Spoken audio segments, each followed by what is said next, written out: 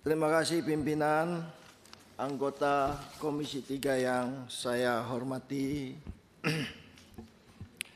Hakim MK-MK, Majelis Kehormatan maksudnya, MK-MK yang saya hormati.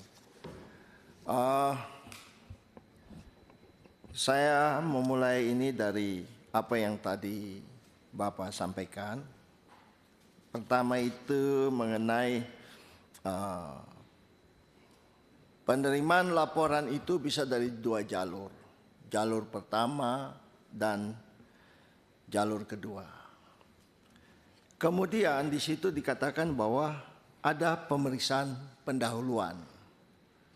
Yang ingin kami dalami itu adalah apakah di dalam pemeriksaan pendahuluan itu juga diperiksa mengenai kewenangan dari MK-MK. Ini menjadi titik pembicaraan saya karena kemudian nanti kita jelaskan mengenai apa yang proses, apa yang terjadi di DPR.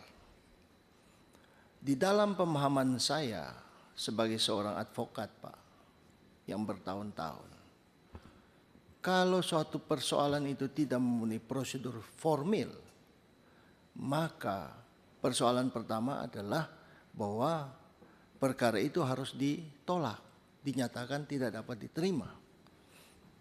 Ya. Nah, itulah kami ingin agar kami mendapatkan penjelasannya. Yang kedua, kita bicara mengenai kewenangan MK-MK. Di dalam pemahaman kami bahwa MK-MK itu memeriksa mengenai etika dan keluhuran dari seorang hakim.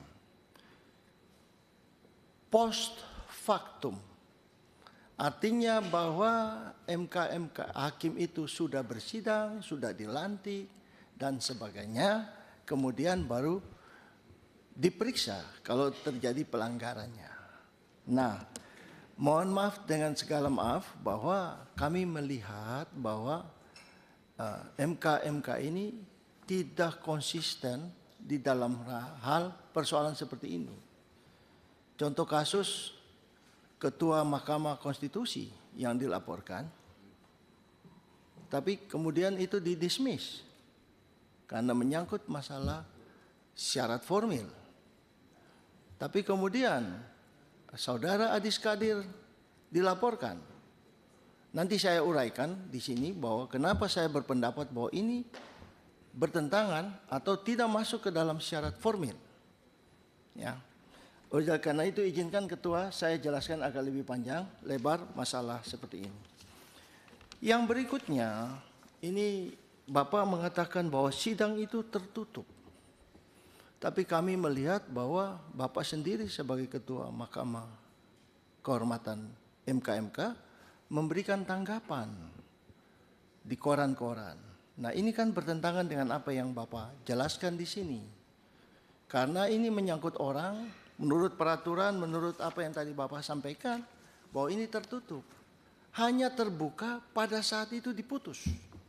Tapi kami baca di koran kemarin Kompas, Bapak memberi komentar mengenai masalah ini. Ya, prosesnya walaupun itu menyangkut proses, tapi sebaiknya kan itu dihindari. Kan begitu. Ya, oke, saya tidak ingin berdebat. Yang berikutnya, Pak. Ini masuk ke dalam materinya. Kami minta agar semua di sini memperhatikan dengan sungguh-sungguh bahwa Undang-Undang Dasar memberikan kewenangan kepada 3 institusi untuk menunjuk hakim konstitusi. Kewenangan itu adalah kewenangan atributif yang tidak dapat ditolak oleh siapapun. Berarti bahwa DPR, Mahkamah Agung, dan pemerintah pada saat sudah menyodorkan itu wajib diterima sebagai hakim konstitusi. Yang kedua, kita bicara mengenai norma hukum norma yang mengatur mengenai kewenangan, artinya bahwa norma itu membatasi. Mohon maaf ya, kami tidak ingin menggurui, tapi kami ingin memperjelas persoalan ini. Artinya bahwa di luar yang ada di dalam aturan tentang kewenangan itu nggak boleh. Pertanyaan kami, apakah Mahkamah Kehormatan Mahkamah Konstitusi mempunyai kewenangan untuk menilai segala kebijakan yang diambil oleh DPR?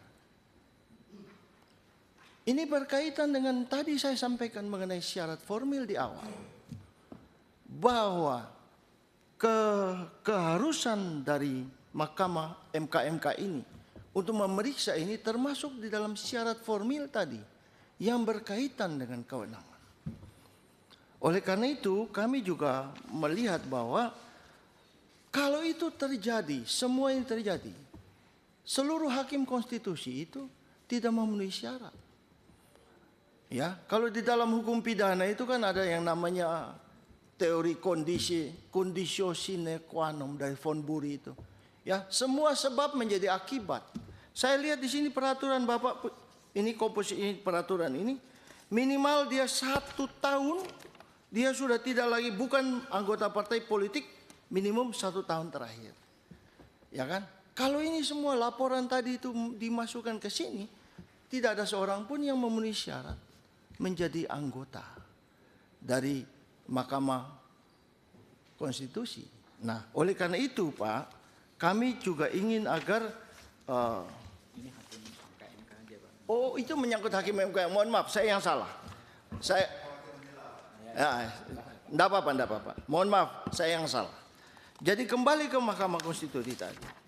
Kita melihat bahwa apa yang sudah dikerjakan oleh DPR seperti yang tadi dijelaskan oleh ketua kita, bahwa semua prosedur itu sudah kami lalui karena mengingat terbatasnya waktu.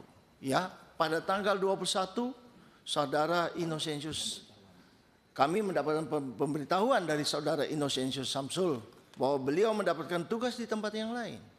Pada tanggal 26 kami melakukan fit and proper test kepada Saudara Adis Kadir karena tanggal 3 Februari, mohon maaf, Saudara Hakim Konstitusi Pak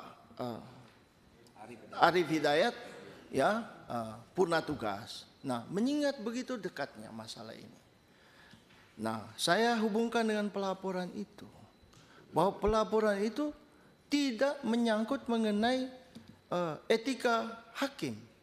Dilantik aja belum, bekerja saja belum, apalagi ini menyangkut dengan hal yang lain, yaitu mengenai keputusan presiden. Yang kami ingin tanyakan, apakah Mahkamah MK mempunyai kewenangan untuk menilai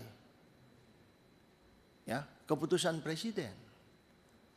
Mengingat persoalan-persoalan tadi itu, kami mohon agar Mahkamah MK dapat mempertimbangkannya dengan sungguh-sungguh, melihatnya dengan sungguh-sungguh, karena ini menyangkut masalah ketatanegaraan. Kira-kira demikian uraian saya. Terima kasih.